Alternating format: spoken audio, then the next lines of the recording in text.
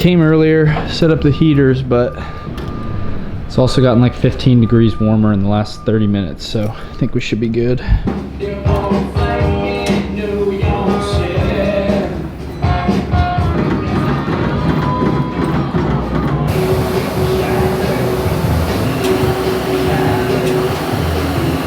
All right, what is going on, everybody? Back in the barn today, here with Edison. Got a pretty fun kind of interval chipper thing that we're gonna be starting with. I'm a little bit sore from another kind of Murph prep day yesterday. Did 8 sets, 200-meter run, 20 push-ups, 20 air squats, 200-meter run, 2-minute rest between. Threw on the vest for it, kept all the push-ups unbroken. So my triceps are a little sore. Also kind of finished yesterday with like a pushing and tricep bodybuilding session. Shouldn't interfere with today too much. Might feel it a little bit on the bar muscle ups, but I think for this workout that we're gonna be starting with, grip is gonna be really the main thing, grip and midline. We got 5 sets. We're starting a new set every 8 minutes. 40 calorie row, 30 GHDs, 20 dumbbell deadlifts with the 70s, then 10 bar muscle ups. I think like 2 or 3 videos ago, I also had a GHD bar muscle up workout. Had the Echo bike in that one. And it was also 5 sets and 10 bar muscle ups each time. I managed to keep the bar muscle ups unbroken in that one. So I think that is also the goal for today, but I think it's gonna be a way different stimulus by the time you get to those bar muscle ups. Grip's gonna be kind of shot from the rowing, dumbbell deadlifts, and as you get through the sets, the other bar muscle ups before that. It's also gonna be midline, starting with the row, pulling this way, then going into the GHDs, hinging this way, then dumbbell deadlifts this way, again, bar muscle ups, obviously aggressive turnover to kind of finish up. So I think it's a pretty and clean workout. Definitely looks fun. So I've done a little bit of a general warm up. I'm gonna get into the more specific movements and then we'll go ahead and get started.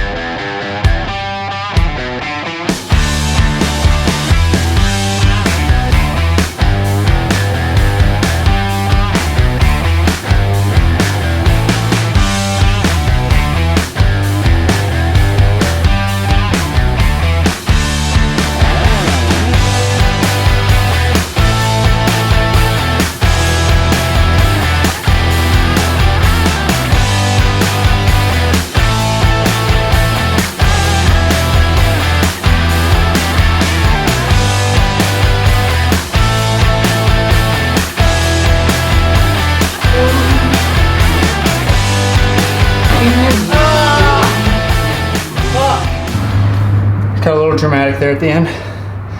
Definitely one of the harder things I've done in a while. My rowing slowed down a lot, but that's the first time I've rowed hard since quarters. So, should have been expected. I didn't expect it. Just had a little bit too much faith in myself. But considering how much it fell off, I'm glad I still held on a little bit, finished.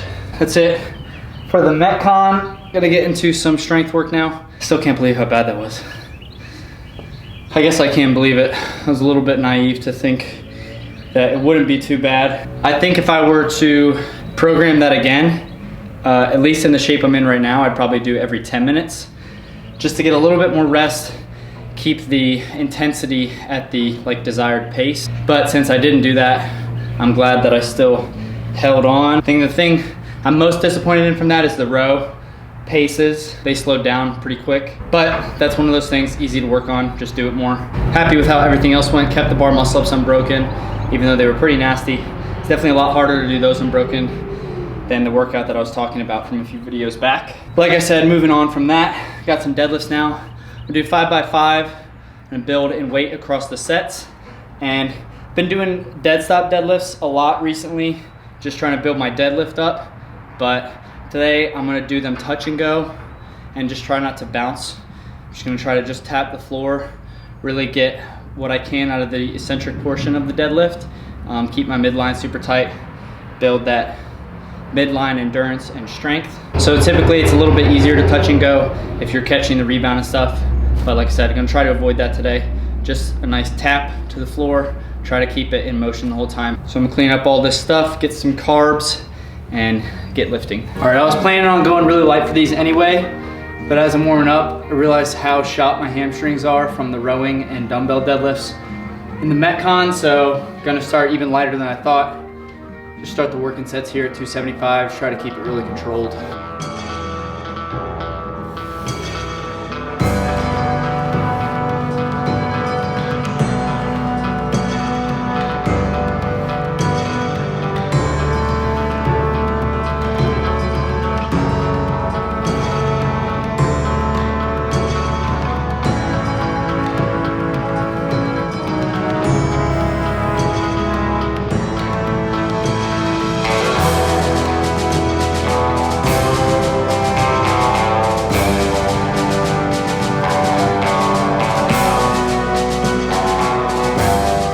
All right, I'm actually pretty happy with those. Never got really heavy, but I was really able to keep the weight in my legs. Usually, especially with a tempo like that, I always feel it in my back a little bit, but I was really focusing on keeping the weight in my hamstrings there, especially after the first rep. I really just felt it all in my legs, so happy with that. Always something I've been working on for the last year is just my hinging pattern in general. So my strength in deadlifts and hinging is subpar, but part of that is because of the pattern that I hinge in, especially in workouts.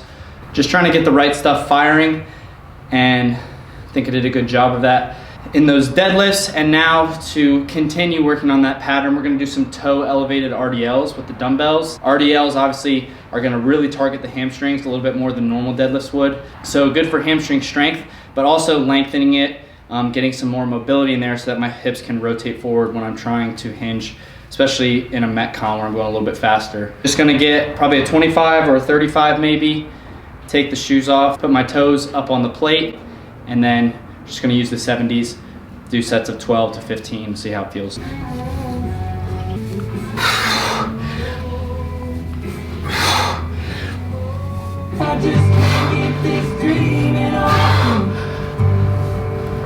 All right guys, that's all I got for you today.